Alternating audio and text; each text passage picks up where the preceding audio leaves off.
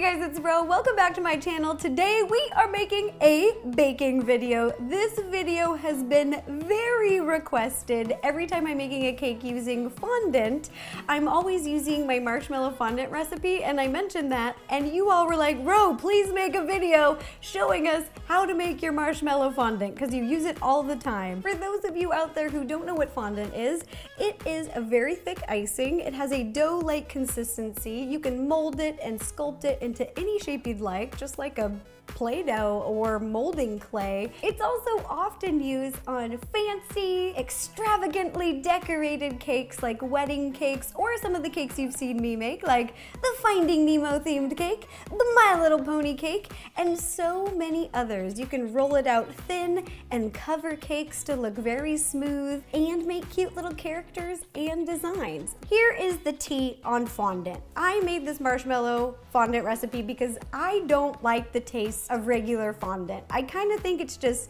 thick and bland and kind of gross. It's just, whenever I was at weddings, I'd always get a piece of cake and I would peel off the outside fondant and then just eat the cake underneath because I was not a big fan. So throughout the years, I have been playing with a lot of different fondant recipes, and I developed this one, the marshmallow fondant recipe. You can find it in my very first cookbook, the Nerdy Nummies Cookbook, on page 37. Let's take a look. The recipe is so easy, but I thought it would be cool to show you how to make it in a video. Boom, there it is. This recipe is so easy. It only has 3 ingredients. I'm gonna be putting all the ingredients down below. Ingredients are marshmallows, whee, powdered sugar, and water.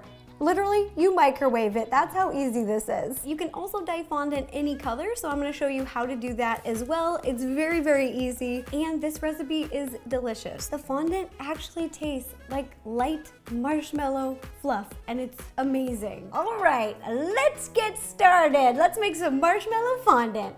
As I mentioned before, you only need 3 ingredients to make marshmallow fondant. You'll need 6 cups of powdered sugar. I've just divided it into 2 bowls to make it a little bit easier to work with. 1 bag of mini marshmallows. This is 10 ounces of a bunch of minis right here. And 3 tablespoons of water. Step 1, we're gonna pour all of the water over the marshmallows and give them a good coat. Then, using a spatula, mix the marshmallows around. You wanna make sure that the water is evenly coated over the marshmallows. This next part is amazing. Ready for this? Take your bowl of marshmallows. Make sure you've got a heat-safe bowl. We're gonna pop it in the microwave for 3 minutes. We're gonna heat the marshmallows in 30-second intervals. So heat for 30, then give it a mix. Heat for another 30, give it a mix, 30 mix. Took a scoop and you can still see the marshmallow lumps. So we gotta keep heating until those little lumps are completely smooth. So just a few more times, still just a couple more lumps. Just a tip, every microwave is different, so just keep an eye on it. We want the marshmallows to be melted and fully creamy. All right, one more time, give it one more mix, and then take this back to the baking station. Okay. And this is what it should look like. Check that out. Next step, we're gonna sift the powdered sugar. This is so it's nice and smooth and there's no big chunks. In a big bowl, we're gonna sift 3 cups at a time. I have 6 cups, so I'm just gonna start with half. This is the sifter that I'm using. There's a whole bunch of different kinds of these, but I really like these ones with the little hand crank. So use whatever one you've got at home. I'm just using a measuring cup to scoop it in here, trying not to be messy. Then sift, sift, sift. Just keep sifting.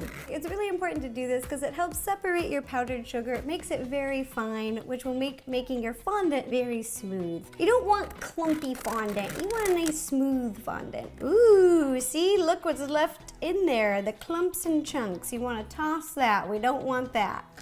All right, clumps and chunks. That is my kind of mountain. This is Sugar Mountain. Then, using a spatula, I'm gonna make a little well in the middle of our bowl. Sorry, Mountain. I'm sorry. Just make a little hole here. Oh, this is the fun part. We're gonna pour all of the melted marshmallow into the center of the bowl. Be careful, the marshmallow is warm. Don't wanna burn your fingers. Before we get in there and mix this together with our hands, we're gonna sift in the second half of the powdered sugar right on top. I like to break up the measurement measurement because it's a lot of powdered sugar and I like to place the marshmallow right in the middle. It makes it easier to mix together. It's kind of like making a marshmallow sandwich. Powdered sugar, marshmallow, powdered sugar. You don't have to do it this way, but it makes it a lot easier. Also, powdered sugar is really messy. It's light, it moves around a lot, so if you make a little bit of a mess, don't worry, that's fine. It cleans up really easy. Crank that wheel!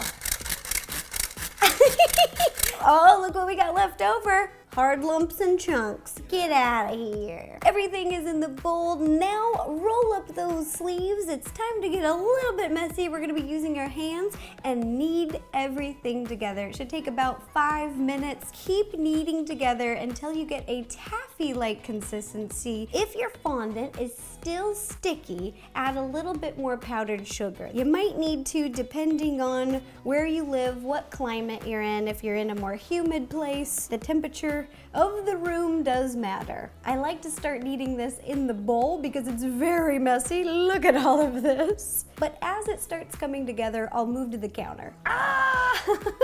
This is starting to stick together. Look at this. We've got solid, it's a little crumbly. This is the perfect time to move to the countertop. So I'm just gonna pour the bowl out.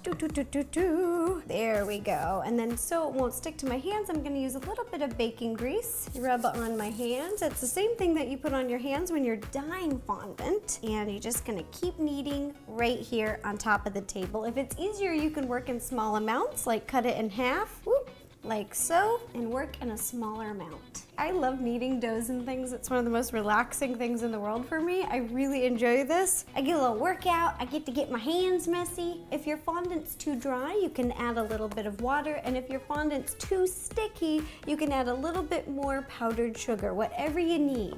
And as soon as it reaches this consistency, it's kind of like a thick taffy, but it's not too sticky. It's perfect. Ta-da! We've made marshmallow fondant. It is delicious and it is so fun to work with. It's my favorite recipe ever. Before I end the video, I'm gonna show you how to color fondant so you can make it any color you'd like. This is a lot of fondant, so I think I wanna make rainbow colors. I'm gonna divide this into 6 pieces. 3, 4, 5, 6. Okay, not perfectly even, but that's okay. Fun fact, fondant is also sensitive to heat, so the more you play with it with warm hands, as it heats up, it becomes softer and more squishy. Then if you let it sit and cool, it will harden. To color fondant, you're gonna need to use gel color, not a water-based color. Put a little drop, just like so. Then you have some options when it comes to working with your hands. You can coat your hands in a thick shortening. This grease is great. You rub it into your hands just like lotion so that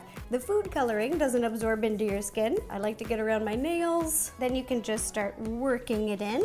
This is beautiful. It's one of my favorite things to look at. It almost looks marbled when you first start mixing the dye in. You can twist together like this. Just looks really neat. Look at that. This is so beautiful. Look at that blue marble. I've even seen cakes dye their fondant just a little bit and then wrap the cake so it has that colored marble effect. The other option, if you don't have any shortening or grease at your house, you can use gloves, like food safe gloves. Just put them on like so and continue to work the fondant together. Ooh, look at that. Beautiful. And you just keep working the fondant together like a dough until it's evenly combined. The color's mixed in now, and as you can see, this was only 1 drop and it got to this beautiful, vibrant blue color. So when dyeing fondant, a little bit goes a long way. You can see what 1 drop does. So I would start with very little and then work your way up. This is beautiful. I'm gonna keep dyeing these ones because I have a cute little project that I wanna make with them.